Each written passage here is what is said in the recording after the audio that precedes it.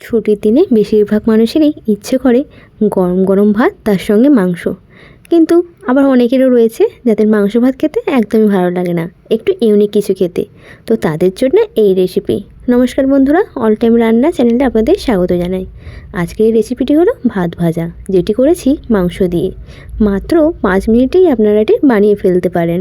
তো চলুন কিভাবে করেছি সেটাই আপনাদের দেখাই। প্রথমে নিয়েছি 1 প্লেট ভাত আর নিয়েছি 1 বাটি মাংস, যেখানে রয়েছে 2 পিস আলু। তো প্রথমে গ্যাসে কড়াই বসিয়ে দিলাম। কড়াইয়ের উপর দিয়ে দিলাম 1 টেবিল চামচ ঘি। ঘিটা একটু গরম হয়ে গেলেই দেখুন কি সুন্দর তেল ছেড়েছে। এবারে দিয়ে দিলাম 2টো এলাচ আর 2টো দারুচিনি, যেটি থেতো করে তেলের উপর দিয়ে দিয়েছি। দেওয়ার পর একটু ভালো করে নাড়িয়ে চাড়িয়ে নিতে হবে।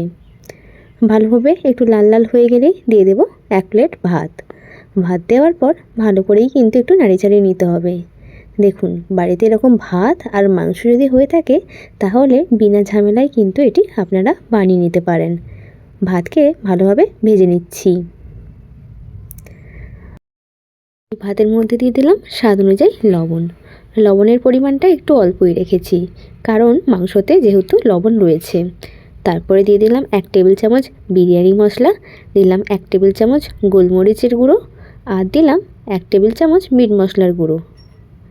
দেওয়ার পর ভালো করে একটু নাড়িয়ে চাড়িয়ে নিতে হবে। এই মশলাটি যেন ভাতের মধ্যে একদম মিলেমিশে যায়। ভালো করে নাড়ানো হয়ে গেছে। এর মধ্যে দিয়ে দিলাম ওই 1 বাটি মাংস। দেওয়ার পর এটিকেও কিন্তু ভালো করে মিশিয়ে নিতে হবে। মাংসের মধ্যে কোনো রকম কিন্তু ঝোল অ্যাড করিনি। যেইটুকুই চামচ দিয়ে বাটিতে তুলেছিলাম সেই জুসই কিন্তু এর মধ্যে দিয়েছি। দেওয়ার পর ভালো করে এটি নাড়িয়ে চাড়িয়ে নিতে হবে, আর এটি করতে হবে লো টু মিডিয়াম ফ্লেমে, যাতে নিচে লেগে না যায়। আপনারা কিন্তু খুব সাবধানে এটি করবেন, কারণ ভাতও ভেঙে যেতে পারে। দেখুন, অনেকটাই কিন্তু ভাজা ভাজা হয়ে গেছে। এর মধ্যে দিয়ে দিলাম জিরে গুঁড়ো। দেওয়ার পর এটিকেও ভালো করে নাড়িয়ে চাড়িয়ে নিতে হবে। সামান্য কয়েকটি মশলা এবং সামান্য কয়েকটি উপকরণ দিয়েই কিন্তু এটি আপনারা বানিয়ে নিতে পারেন। এটি খেতে একদম বিরিয়ানির মতো। মাংসগুলোকে খুন্তি দিয়ে একটু ছোটো ছোটো করে টুকরো করে নিয়েছি, আর আলুগুলোকে কিন্তু এরকম গোটাই রেখেছি। দেখুন, প্রায় কিন্তু রেডি হয়ে গেছে। এর মধ্যে দিয়ে দিলাম বেরেস্তা, যেটি আমি আগে থেকেই ভেজে রেখেছিলাম।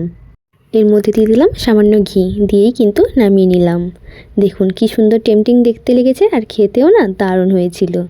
আপনারা বাড়িতে অবশ্যই ট্রাই করুন। আশা করছি এই রেসিপিটি আপনাদের কাছে খুব সহজ বলে মনে হয়েছে। আর যদি রেসিপিটি ভালো লেগে থাকে অবশ্যই লাইক, কমেন্ট, শেয়ার এবং সাবস্ক্রাইব করে পাশে থাকার অনুরোধ রইল। দেখা হবে নতুন একটা রেসিপি নিয়ে। সবাই ভালো থাকবেন, সুস্থ থাকবেন। ধন্যবাদ।